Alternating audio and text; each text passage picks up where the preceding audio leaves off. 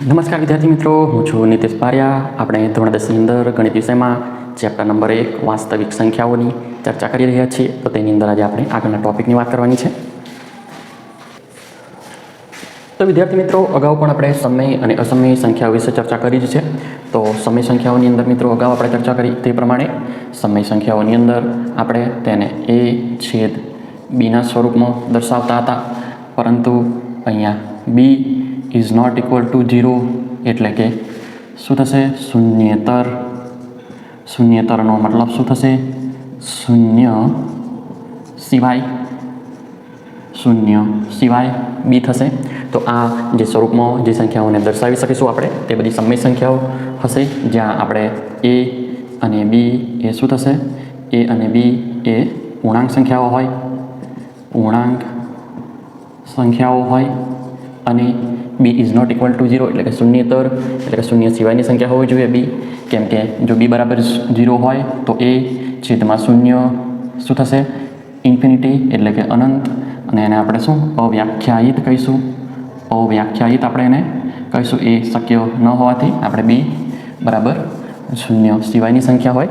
તો આ સમય સંખ્યાની વાત કરી હતી. તો અસમય સંખ્યાઓ મતલબ કે જે સંખ્યાઓને a છેદમાં b ફોર્મમાં દર્શાવી નહીં શકાય તે બધી સંખ્યાઓ અસમય સંખ્યાઓ થશે. એટલે કે જે સમય સંખ્યાઓ ન હોય તે બધી અસમય સંખ્યાઓ કહેવાશે. તો આગળ આપણે વાત કરીશું પ્રમેય 1.2ની. તો તેની અંદર ધારો કે p એ એક અવિભાજ્ય સંખ્યા છે. ધન પૂર્ણાંક a માટે a² એ p વડે વિભાજ્ય હોય તો a પણ p વડે વિભાજ્ય હોય. તો આ પ્રમેયને સમજવા માટે આપણે એક ઉદાહરણ લઈશું તો આપણને વધારે ખબર પડશે. તો ઉદાહરણ આપણે લઈએ. તો ઉદાહરણની અંદર આપણે p એક અવિભાજ્ય સંખ્યા છે. તો p બરાબર આપણે ધારી લઈએ. p બરાબર એક અવિભાજ્ય સંખ્યા આપણે 2 લઈએ. ત્યારબાદ ધન પૂર્ણાંક a માટે તો a બરાબર આપણે અહીંયા ધન પૂર્ણાંક 4 લઈશું. તો a માટે a² એટલે a² આપણે કરવો પડશે. એટલે શું થશે? a² બરાબર 4નો વર્ગ બરાબર શું મળશે? 16. તો a² એ p વડે વિભાજ્ય હોય તો a² જે 16 છે તે p વડે વિભાજ્ય. તો અહીંયા શું છે? આ નીચે 2 આવશે. p બરાબર આપણે 2 લીધા છે એટલે કે p વડે વિભાજ્ય હોય તો એટલે કે અહીંયા વિભાજ્ય છે. 2 × 16 વિભાજ્ય હોય તો એ પણ p વડે વિભાજ્ય હોય. એનો મતલબ કે જે 16 એ p વડે એટલે કે 2 વડે વિભાજ્ય છે એટલે કે 8 એનો જવાબ આવ્યો છે. તો એવું હોય તો એ પણ p વડે વિભાજ્ય હોય. તો આપણે એ પ્રમાણે આની અંદર ચેક કરી લઈશું. તો એ પણ p વડે વિભાજ્ય થાય. તો એ શું છે? 4. તો 4 છે. એ બરાબર 4 છે. તો આજે છેદમાં શું આવશે? p બરાબર 2 છે. મતલબ કે આ પણ 2 દુ 4 ભાગ ચાલે છે એટલે એ પણ એના વડે વિભાજ્ય થાય. ટૂંકમાં આ જે પ્રમેય કહેવા માંગે છે કે અહીંયા a² એ p વડે વિભાજ્ય હોય તો એ પણ p વડે વિભાજ્ય હોય. મતલબ ઉદાહરણની આપણે અંદર જોઈશું તો a² બરાબર આપણી જોડે શું છે? a² બરાબર આપણી જોડે 16 હતો. a² બરાબર 16 હતો. તે p વડે વિભાજ્ય છે. મતલબ કે 2 વડે વિભાજ્ય છે. અહીંયા 2 વડે વિભાજ્ય છે. તો એ બરાબર કેટલા હતા? 4. એ પણ p બરાબર 2 વડે વિભાજ્ય થાય. અને આપણે આગળ ઉદાહરણો જોઈશું તો તેની અંદર વધારે આપણને ખબર પડશે. વિદ્યાર્થી મિત્રો, આગળ આપણે ઉદાહરણ નંબર 5ની વાત કરવાની છે. તો ઉદાહરણ નંબર 5ની અંદર સાબિત કરો કે વર્ગમૂળમાં 3 એ અસમય છે. તે પ્રમાણે આપણે અહીંયા સાબિત કરવાનું છે. તો આપણે તેનાથી ઉલટું કે વર્ગમૂળમાં 3 એ સમય સંખ્યા છે તેમ ધારી લેવાનું છે અને એની આગળ ગણતરી કરવાની છે કે તે વર્ગ શું છે? વર્ગમૂળમાં 3 એ સમય નથી એ સાબિત કરશું તો ઓટોમેટિક જ આપણને વર્ગમૂળમાં 3 એ અસમય છે તેમ મળી જશે. તો આગળ આપણે જોઈએ. તો આગળ આપણે જોવાનું છે. તો ધારી લઈએ આપણે કે ધારો કે વર્ગમૂળમાં 3 એ સમય હોય તો એને આપણે શું સમય સંખ્યાને કઈ રીતે આપણે કયા સ્વરૂપમાં લખતા હતા તે સ્વરૂપમાં આપણે લખી દેવું પડે. તો વર્ગમૂળમાં 3 બરાબર a/b, જ્યાં શું છે? b શું હોય? શૂન્ય સિવાયની સંખ્યા હોય. અને જ્યાં a અને b શું છે? a અને b પરસ્પર અવિભાજ્ય. a અને b પરસ્પર અવિભાજ્ય પૂર્ણાંક સંખ્યાઓ એટલે કે તેમની વચ્ચે સામાન્ય અવયવ માત્ર એક જ હોવું જોઈએ. તો મિત્રો આ વધારે ધ્યાન રાખવા જેવી બાબત છે કે આપણે ધારો કે વર્ગમૂળમાં 3 એ સમય હોય તો તેને આપણે વર્ગમૂળ 3 બરાબર a છેદમાં b is not equal to 0 ફોર્મમાં આપણે દર્શાવેલું છે અહીંયા. ત્યારબાદ જ્યાં a અને b પરસ્પર અવિભાજ્ય પૂર્ણાંક સંખ્યાઓ, એટલે કે પરસ્પર અવિભાજ્ય પૂર્ણાંક સંખ્યાઓનો મતલબ કે તેમની a અને b વચ્ચે સામાન્ય અવયવ માત્ર એક જ હોવું જોઈએ તો જ એ સમમિત સંખ્યાઓ થાય. તો આગળ આપણે આની ગણતરી કરવાની છે. આની આગળ આપણે ગણતરી કરીશું તો શું થશે? જે b છે તે બરાબરની વિરુદ્ધ સાઈડ અંશમાં જતો રહેશે. એટલે શું થશે? અહીંયા b વર્ગમૂળમાં 3 બરાબર અહીંયા શું થશે? a થશે. હવે શું કરવાનું છે? આપણે બંને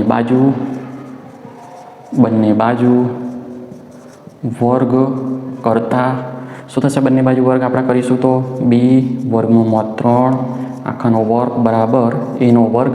તો શું થશે? અહીંયા b નો વર્ગ બરાબર વર્ગમૂળમાં 3 નો વર્ગ છે એટલે શું થશે? ગુણ્યા અહીંયા 3 થશે, પણ આપણે એને આગળ લખી દઈશું તો શું થશે? 3b નો સ્ક્વેર બરાબર શું થશે? a નો સ્ક્વેર. તો આની અંદર આપણે આગળ એનું જોઈએ તો a સ્ક્વેર બરાબર 3b સ્ક્વેર આ પ્રમાણે આપણને મળશે. તો આની અંદર આપણે જોઈએ તો જે a સ્ક્વેર છે એના જે આ 3 છે એ એનો શું થશે? અવયવ થશે. મતલબ કે a સ્ક્વેર છે એના જે આ 3 છે તે અવયવ થાય તો a સ્ક્વેર એ શું? 3 વડે વિભાજ્ય થશે, જે આપણે અગાઉ જોયું છે. તો એ પ્રમાણે શું થશે? અહીં a સ્ક્વેર એ 3 વડે શું છે? વિભાજ્ય છે. તેથી શું થશે? તેથી આપણે શું કીધું મિત્રો? અહીંયા a સ્ક્વેર એ 3 વડે વિભાજ્ય એટલા માટે થાય છે કેમ કે a સ્ક્વેરના જે બરાબર જે અવયવો છે એની અંદર 3 હોય, એના અવયવ 3 હોય મતલબ કે તે એના વડે વિભાજ્ય થાય.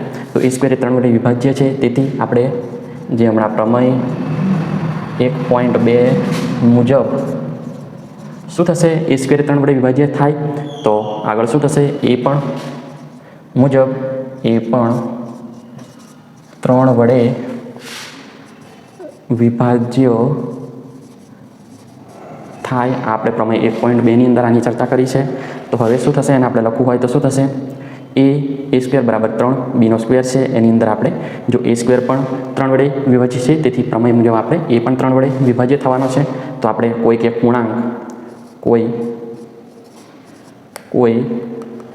પૂર્ણાંક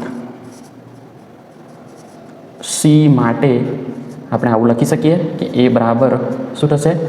3c. મતલબ કે એનો પણ a સ્ક્વેર 3 વડે વિભાજ્ય છે, મતલબ કે અહીંયા એનો 3 અવયવ આવે છે. એવી રીતે એ પણ 3 વડે વિભાજ્ય છે તો અહીંયા પણ એનો પણ અહીંયા શું છે? અવયવ 3 આવશે. અને બીજી એક સંખ્યા આપણે પૂર્ણાંક c લઈ લઈએ તો હવે શું થશે? a બરાબર 3c છે. a બરાબર 3c છે તેની કિંમત આપણે શું કરવાનું છે? આની અંદર મૂકી દેવાની છે. 3b નો સ્ક્વેર બરાબર a નો સ્ક્વેરની અંદર આપણે એની કિંમત મૂકી દઈએ. શાની? એની. તો શું થશે? 3b નો સ્ક્વેર બરાબર a નો સ્ક્વેર મતલબ a બરાબર કેટલા છે? અહીંયા 3c નો સ્ક્વેર બરાબર શું મળશે આપણને? 3 નો વર્ગ 9 અને c નો સ્ક્વેર. તો માટે 3b નો સ્ક્વેર બરાબર 9c નો સ્ક્વેર. તો શું થશે? આ જે 3 છે તે અંશમાં છે, પેલી બાજુ શું? છેદમાં જતા રહેશે એટલે 3 તરી 9. માટે આપણને અહીંયા b સ્ક્વેર બરાબર શું મળશે? 3c નો સ્ક્વેર. તો મિત્રો અહીંયા પણ જે b સ્ક્વેર છે એની અંદર બરાબર 3c નો સ્ક્વેર છે, મતલબ કે b સ્ક્વેરનો એક અવયવ અહીંયા શું મળે છે? 3. તો આપણે કહી શકીએ કે b સ્ક્વેર એ 3 વડે શું છે? વિભાજ્ય છે. 3 વડે વિભાજ્ય કેમ છે? કેમ કે અહીંયા 3 એનો શું છે? b સ્ક્વેરનો અવયવ છે. તેથી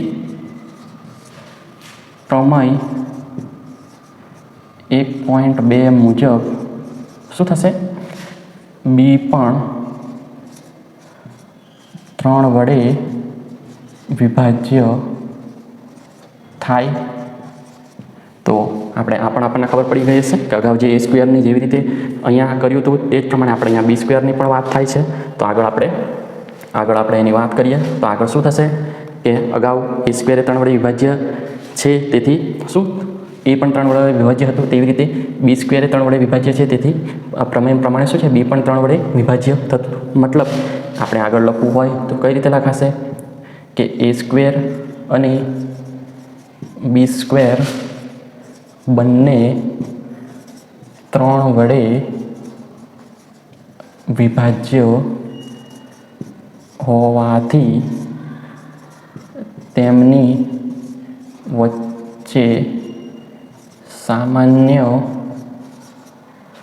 મિત્રો અહીંયા એ સ્ક્વેર નહીં પણ શું એ અને બી બંને 3 વડે વિભાજ્ય હોવાથી તેમની વચ્ચે સામાન્ય અવયવ 1 સિવાય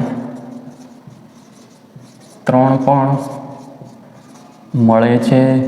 તો મિત્રો શરૂઆતમાં આપણે જે લખ્યું હતું એની પર નજર નાખીએ તો શું થશે, એ અને બી પરસ્પર વિભાજ્ય પૂર્ણાંક સંખ્યાઓ એટલે કે તેમની વચ્ચે સામાન્ય અવયવ માત્ર એક જ હોય તો જ તે સંખ્યા શું છે વર્ગમૂળમાં 3 સમય સંખ્યા થતી હતી, પરંતુ અહીંયા તો શું સામાન્ય અવયવ 1 સિવાય 3 પણ મળે છે, એટલે શું થશે અહીંયા વિરોધાભાસ થાય છે, બરાબર છે.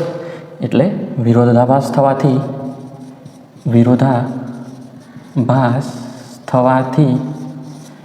વર્ગમૂળમાં 3 એ સમય છે તે ધારણા ખોટી છે. માટે વર્ગમૂળમાં 3 એ અસમય છે. તો મિત્રો આની અંદર સમજ સારી રીતે આપણે સમજીશું તો આનો ખ્યાલ આવી જશે. તો એની અંદર આપણે ફરીથી એકવાર જોઈ લઈએ. તો સૌપ્રથમ આપણે શું કરવાનું છે કે વર્ગમૂળમાં 3 એ સમય છે તેમ સાબિત કરવાનું છે.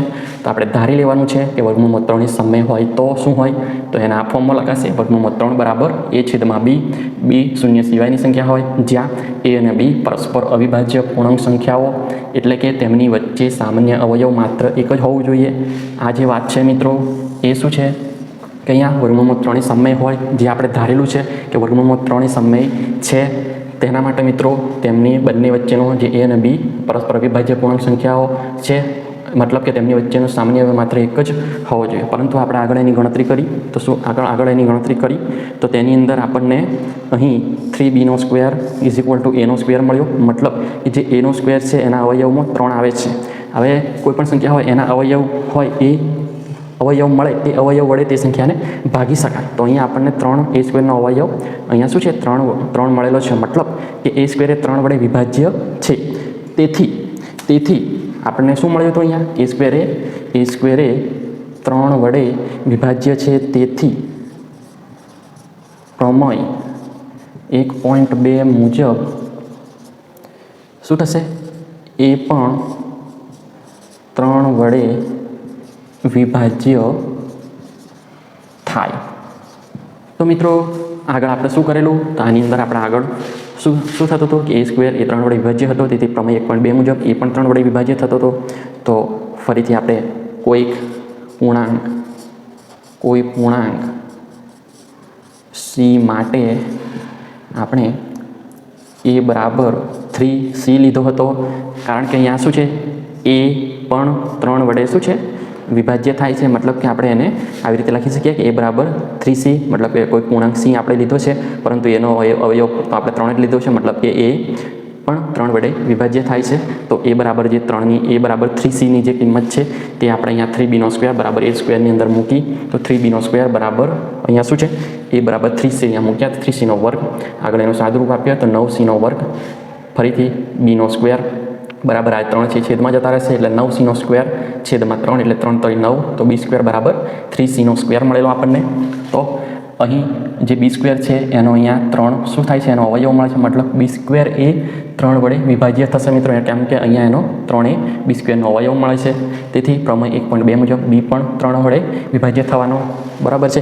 જેવી રીતે આપણને આ કન્ડિશન મળી હતી તેવી જ રીતે આપણને b² ની કન્ડિશન અહીં મળે છે. આ a² ની કન્ડિશન હતી અને આ શું છે b² ની કન્ડિશન, એટલે a² 3 વડે વિભાજ્ય હતો તેથી પ્રમેય મુજબ a પણ 3 વડે વિભાજ્ય થતો હતો, તેવી રીતે b² એ 3 વડે વિભાજ્ય હતો તો પ્રમેય મુજબ b પણ 3 વડે વિભાજ્ય હતો. તો પરિણામે આપણને a અને b બંને શું થાય 3 વડે વિભાજ્ય હોવાથી તેમની વચ્ચે સામાન્ય અવયવ એક સિવાય 3 પણ મળે છે. એટલે કે એ અને બી બંને 3 વડે વિભાજ્ય હોય તો તેનો સામાન્ય અવયવ એ અને બી બંનેનો શું મળશે? 3 મળે છે. જે સામાન્ય અવયવ એક સિવાય વધારાનો મળે છે. તો આપણને તો અહીંયા સમય સંખ્યા હોવા માટે શું થતું હતું કે તે એ અને બી વચ્ચે સામાન્ય અવયવ માત્ર એક જ મળવો જોઈએ, પરંતુ અહીં તો એના સિવાય 3 મળે છે. તેથી આપણે જે ધારેલી ધારણા હતી એમાં વિરોધાભાસ થયો કે √3 એ સમય છે, તે ધારણા આપણી શું થઈ? ખોટી પડી. તેથી વર્ગમૂળમાં 3 એ શું છે? અસમય થશે. તો વિદ્યાર્થી મિત્રો આને શાંતિથી સમજશો તો ખ્યાલ આવી જશે. હવે આપણે આગળ જોવાનું છે. તો વિદ્યાર્થી મિત્રો આગળ આપણે ઉદાહરણ નંબર 6 જોવાનું છે. તો ઉદાહરણ નંબર 6 ની અંદર દર્શાવો કે 5 માઇનસ વર્ગમૂળમાં 3 એ અસમય છે. તો એને પણ આપણે અગાઉનું જે ઉદાહરણ મળ્યું હતું તે પ્રમાણે શું કરવાનું છે? એને ધારી લેવાનું છે કે ધારો કે 5 માઇનસ વર્ગમૂળમાં 3 એ સમય હોય તો એના કયા સ્વરૂપમાં આપણે દર્શાવતા હતા? સમય હોય તો 5 માઇનસ વર્ગમૂળમાં 3 બરાબર a/b, જ્યાં b શૂન્ય સિવાયની સંખ્યા હોય, જ્યાં a અને b પરસ્પર અવિભાજ્ય પૂર્ણાંક સંખ્યાઓ, એટલે કે તેમની વચ્ચે સામાન્ય અવયવ માત્ર એક જ હોવું જોઈએ. હવે મિત્રો આગળ એની ગણતરી કરવાની છે. તો અહીંયા આપણે અગાઉના ઉદાહરણની અંદર કીધું છે તેમજ સમય હોય તો તેમની વચ્ચેના જે સામાન્ય અવયવ માત્ર એક જ હોવું જોઈએ. તો આગળ જોઈએ કે શું થાય છે. તો 5 માઇનસ વર્ગમૂળમાં 3 છે. તો અહીંયા શું કરવાનું છે? છેદમાં b છે તે બરાબરની પેલી બાજુ અંશમાં આવી જશે. એટલે કે b કૌંસમાં 5 માઇનસ વર્ગમૂળમાં 3 બરાબર એ થશે. તો આગળ શું થશે? આગળ આપણે આને અલગ રીતે આપણે ગણીએ તો વધારે સરળ રહેશે. તો શું થશે? 5 છે તો 5 આ જે માઇનસ વર્ગમૂળમાં 3 છે તે બરાબરની પેલી બાજુ જશે. તો શું થશે? પ્લસ થશે. એટલે કે a/b પ્લસ વર્ગમૂળમાં 3 થશે. આગળ આપણે વર્ગમૂળમાં 3ને સૂત્ર કરતા બનાવીશું. તો વર્ગમૂળમાં 3 બરાબર 5 માઇનસ a/b મળશે.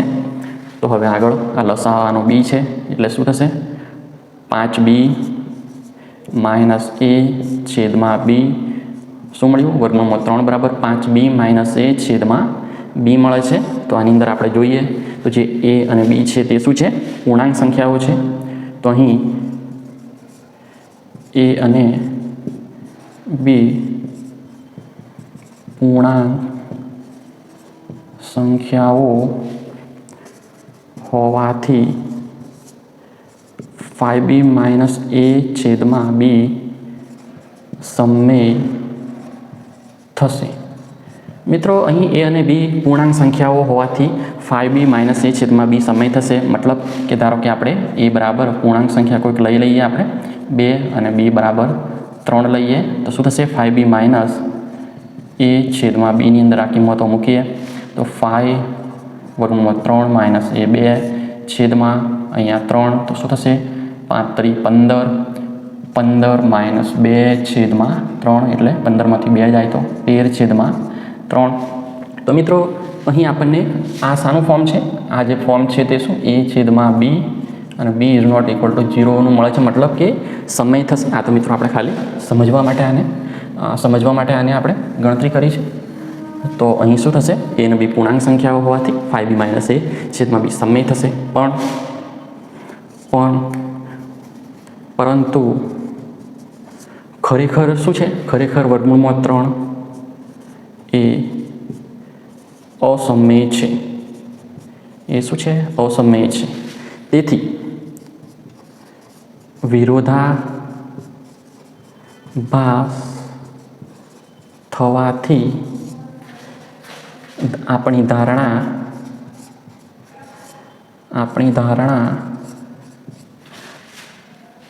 5 માઇનસ વર્ગમૂળમાં 3 એ સમય સંખ્યા છે તે ખોટી છે. તેથી માટે 5 માઇનસ વર્ગમૂળમાં 3 એ અસમય છે. તો મિત્રો આની અંદર પણ આપણને ખબર પડી ગઈ હશે કે અગાઉ જે ઉદાહરણમાં કરેલું હતું તે પ્રમાણે જ આની અંદર આટલા સુધી તો આપણે કન્ડિશન સમય સંખ્યાની શું હોવી જોઈએ એનું ધ્યાન રાખવાનું છે. ત્યારબાદ અહીં એની ગણતરી આગળ કરવાની છે. તો વર્ગમૂળમાં 3 બરાબર આપણને 5b માઇનસ a છેદમાં b મળશે. પરંતુ a છે b છે એ શું છે પૂર્ણાંક સંખ્યાઓ હોવાથી 5b માઇનસ a છેદમાં a સમય થશે. તે આપણે અહીંયા ઉદાહરણ દ્વારા સમજેલું છે. પરંતુ ખરેખર તો વર્ગમૂળમાં 3 એ અસમય છે. તેથી આપણે વિરોધાભાસ થવાથી આપણી જે ધારણા છે 5 માઇનસ વર્ગમૂળમાં 3 એ સમય સંખ્યા છે તે આપણે ધારણા કરેલી હતી તે ખોટી છે. માટે 5 માઇનસ વર્ગમૂળમાં 3 એ અસમય છે. તો હવે મિત્રો આગળનું ઉદાહરણ આપણે જોઈશું. તો વિદ્યાર્થી મિત્રો આગળ આપણે ઉદાહરણ નંબર 6ની વાત કરીએ. તો દર્શાવો કે 3 વર્ગમૂળમાં 2 અસમય છે. તેને પણ આપણે અગાઉ જેવી રીતે કર્યું હતું તે પ્રમાણે જ કરવાનું છે કે ધારવાનું છે કે ધારો કે 3 વર્ગમૂળમાં 2 સમય હોય તો શું થશે ને કયા સ્વરૂપમાં લખાશે? 3 વર્ગમૂળમાં 2 બરાબર a છેદમાં b, જ્યાં b શૂન્ય સિવાયની સંખ્યા હોય, જ્યાં a અને b પરસ્પર અવિભાજ્ય પૂર્ણાંક સંખ્યા એટલે કે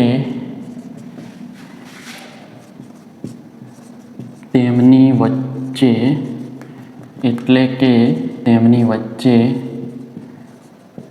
સામાન્ય અવયવ માત્ર એક જ હોવું જોઈએ. તો હવે આપણે આગળની ગણતરી કરવાની છે. તો 3 વર્ગમૂળ 2 બરાબર a છેદમાં b છે. તો 3 છે અંશમાં તે બરાબરની પેલી બાજુ છેદમાં જતું રહેશે એટલે વર્ગમૂળમાં 2 બરાબર a છેદમાં 3b થશે. તો અહીં પણ અગાઉના ઉદાહરણની જેમ હતું તે પ્રમાણે a અને b અહીં a અને b પૂર્ણાંક સંખ્યા હોવાથી a છેદમાં 3b સમય સંખ્યા થશે. તેથી વર્ગમૂળમાં 2 પણ સમય થાય. પરંતુ મિત્રો ખરેખર વર્ગમૂળમાં 2 છે એ અસમય છે. તેથી શું થશે? વિરોધાભાસ થવાથી 3 વર્ગમૂળમાં 2 એ સમય છે તે ધારણા ખોટી છે. માટે 3 વર્ગમૂળમાં 2 એ અસમય છે. તો વિદ્યાર્થી મિત્રો આની અંદર પણ આપણને ખ્યાલ આવી ગયો હશે. તો અહીંયા 3 વર્ગમૂળમાં 2 અસમય છે તેમ આપણે દર્શાવવાનું હતું. તો અગાઉ કર્યું હતું તે પ્રમાણે જ ધારો કે 3 વર્ગમૂળમાં 2 સમય હોય તો 3 વર્ગમૂળમાં 2 બરાબર a છેદમાં b is not equal to 0 હોય, જ્યાં a અને b પરસ્પર અવિભાજ્ય પૂર્ણાંક સંખ્યા એટલે કે તેમની વચ્ચે સામાન્ય અવયવ માત્ર એક જ હોવું જોઈએ. હવે આગળ કરવાની છે ગણતરી. તો વર્ગમૂળમાં 2 છે એની જોડે જે 3 છે તે બરાબરની પેલી બાજુ છેદમાં જતો રહેશે એટલે વર્ગમૂળમાં 2 બરાબર a છેદમાં 3b થશે. અહીં a અને b પૂર્ણાંક સંખ્યા હોવાથી a છેદમાં 3b આ શું થશે? સમય સંખ્યા થશે. તેથી આ વર્ગમૂળમાં 2 પણ સમય થાય. પરંતુ ખરેખર વર્ગમૂળમાં 2 એ અસમય છે. તેથી વિરોધાભાસ થવાથી 3 વર્ગમૂળમાં 2 એ સમય છે તે ધારણા શું થાય? ખોટી છે. માટે 3/2 એ અસમય છે. તો મિત્રો આ પણ ઇઝી દાખલો હતો. તો હવે આપણે બીજા આગળના દાખલાની ચર્ચા કરીશું. તો વિદ્યાર્થી મિત્રો આગળ આપણે સ્વાધ્યાય 1.2ની ચર્ચા કરવાની છે. તો તેની અંદર આપણે ક્વેશ્ચન નંબર 2 લેવાનો છે. કેમ કે ક્વેશ્ચન નંબર 1 જે આપણે અગાઉ ઉદાહરણો ગણ્યા તે જ રીત છે તે તમને આવડી જશે. તો આપણે ક્વેશ્ચન 2ની વાત કરીએ. તો સાબિત કરો કે 3 + 2 / 5 અસમય છે. તો આને પણ આપણે જેમ અગાઉ ઉદાહરણોમાં જે દાખલા ગણ્યા તે પ્રમાણે જ આપણે ધારીએ કે ધારો કે 3 + 2 / 5 સમય હોય તો શું થશે? એનું આપણે સ્વરૂપ લખવાનું છે સમય સંખ્યાઓનું. તો 3 + 2 / 5 બરાબર a/b, જ્યાં b એ શૂન્ય સિવાયની સંખ્યા છે, જ્યાં a અને b પરસ્પર અવિભાજ્ય પૂર્ણાંક સંખ્યાઓ એટલે કે તેમની વચ્ચે સામાન્ય અવયવ માત્ર એક જ હોવું જોઈએ. તો હવે આપણે આગળની ગણતરી કરીશું. તો આગળ ગણતરી કરીશું તો 3 + 2 / 5 બરાબર a/b. એની અંદરથી આપણે 2 / 5 છે તેને આપણે શું સૂત્ર કરતાં બનાવીશું? તો બરાબરની પેલી ઓપોઝિટ સાઈડ વિરોધી સાઈડવાળી કિંમત પહેલાં લખીએ. માઇનસ અહીંયા +3 છે તો અહીંયા શું થશે? -3 થશે. તો આગળ આપણે એનું લસા લઈને સાદુરૂપ આપીશું તો શું થશે? a - 3b/b. શાની કિંમત મળે છે? આ છે 2 / 5ની કિંમત મળે છે. આગળ જે √ 5ની જોડે 2 છે તે છેદમાં જતો રહેશે. તેથી આગળ √ 5 બરાબર આપણને મળશે a - 3b/b મળશે. અને એની જોડે 2 જે અંશમાં હતો એ બરાબરની પેલી બાજુ છેદમાં જતો રહેશે. તો મિત્રો આની અંદર પણ જે a અને b છે તે પૂર્ણાંકો છે. તેની પણ આપણે ચર્ચા અગાઉના ઉદાહરણોમાં કરી છે. અહીં a અને b પૂર્ણાંકો હોવાથી a - 3b/2b સમય થશે. તેથી √ 5 પણ સમય થાય. પરંતુ મિત્રો અહીંયા ખરેખર √ 5 એ શું છે? અસમય છે. તેથી શું થશે? અહીંયા વિરોધાભાસ થશે. વિરોધાભાસ થવાથી શું છે? 3 + 2 / 5 સમય સંખ્યા છે તે ધારણા ખોટી છે. માટે 3 + 2 / 5 અસમય થશે. અસમય છે. તો આની પણ આપણે અગાઉ ચર્ચા કરી છે કે a અને b પૂર્ણાંકો હોય તો આપણે ફરીથી એને સમજીએ. 1 = 2 લઈ લઈએ અને b = 3 લઈશું. તો શું થશે? a - 3b/2b. આની અંદર કિંમતો મૂકીએ આપણે. આ કોઈ પણ આપણે પૂર્ણાંકો લીધા છે 2 અને 3. તો શું થશે? 2 - 3 થશે. પછી શું થશે? અહીંયા 2 અને અહીંયા bની કિંમત 3 એટલે શું થશે? 2 - 9 અને 6 એટલે શું થશે? -7/6. એટલે આ કયું ફોર્મ થાય છે? a/b અને b ≠ 0. મતલબ કે શું થશે? આ સમય થશે. તો આ તો ખાલી સમજવા માટે આપણે એક ઉદાહરણ લીધું છે. કઈ રીતે પૂર્ણાંકો હોય a અને b તો આ સમય થાય છે. તેથી √ 5 પણ સમય થાય છે. તો હવે આપણે આગળના ઉદાહરણની ચર્ચા કરીએ. તો વિદ્યાર્થી મિત્રો આગળ આપણે ક્વેશ્ચન નંબર 3ની અંદર જે પહેલો દાખલો છે તે જોવાનો છે. તો તેની અંદર આપણને એવું કીધું છે કે 1/2 છે તે શું છે? અસમય છે તેમ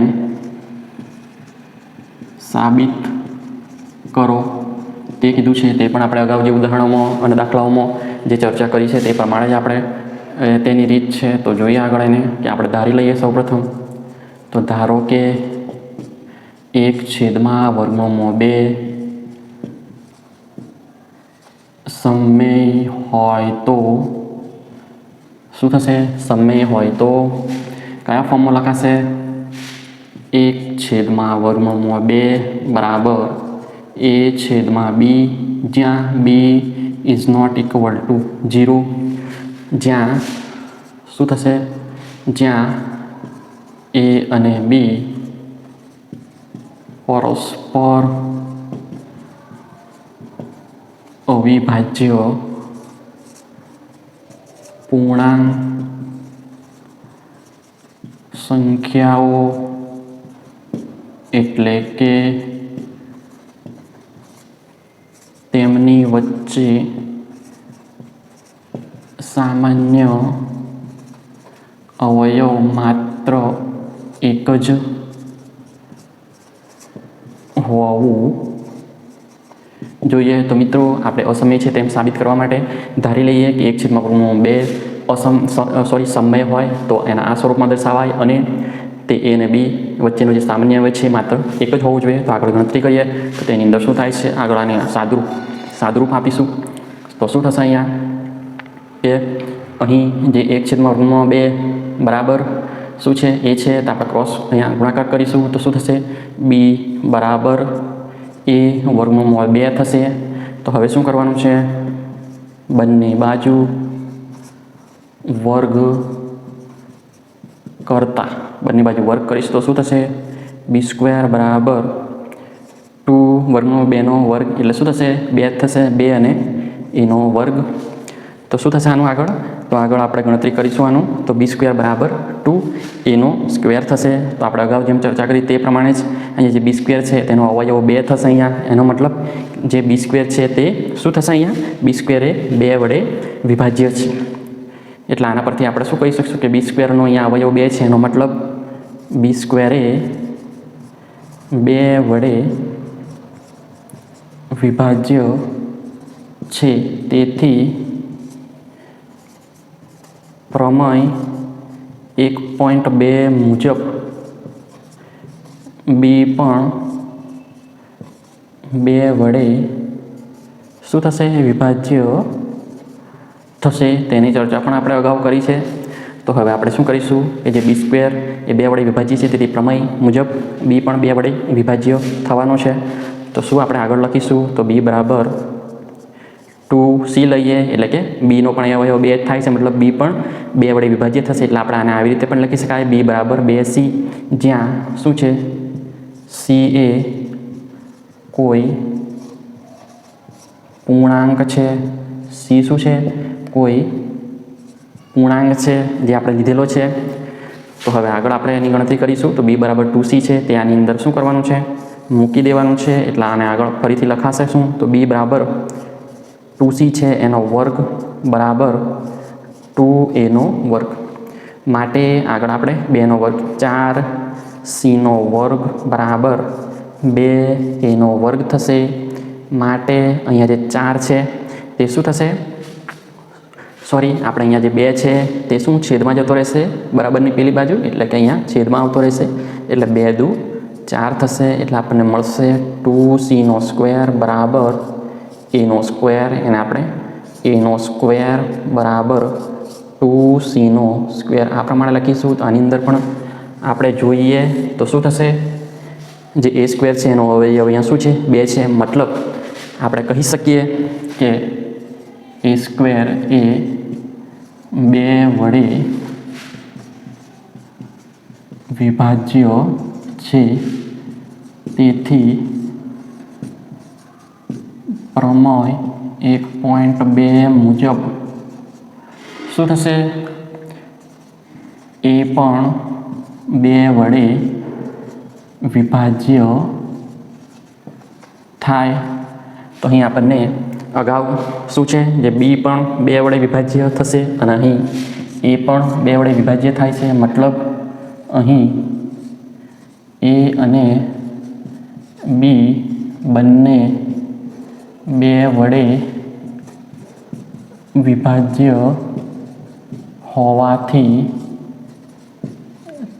તેમની વચ્ચે સામાન્ય અવયવ 1 સિવાય શું છે 2 પણ મળે છે. તો મિત્રો સમય સંખ્યા થવા માટે તો શું હતું અહીંયા કે એ અને બી વચ્ચેના સામાન્ય અવયવ માત્ર 1 જ હોવું જોઈએ, પરંતુ અહીંયા તો શું 1 સિવાય 2 પણ મળે છે. તેથી શું થશે? વિરોધાભાસ થવાથી શું 1/2 સમય છે તે ધારણા શું ખોટી છે. માટે 1/2 એ અસમય થશે, અસમય છે. તો આ પ્રમાણે આપણે આ બધા દાખલા ગણીએ. તો આગળ બીજા 2 દાખલા છે તેની રીતની પણ આપણે અગાઉ ચર્ચા કરી છે, એટલે તમે જાતે ગણશો તો આવડી જશે. તો આપણે સ્વાધ્યાય 1.2 પૂરો થાય છે. બીજી ચર્ચા આપણે નેક્સ્ટ વિડીયોમાં કરીશું.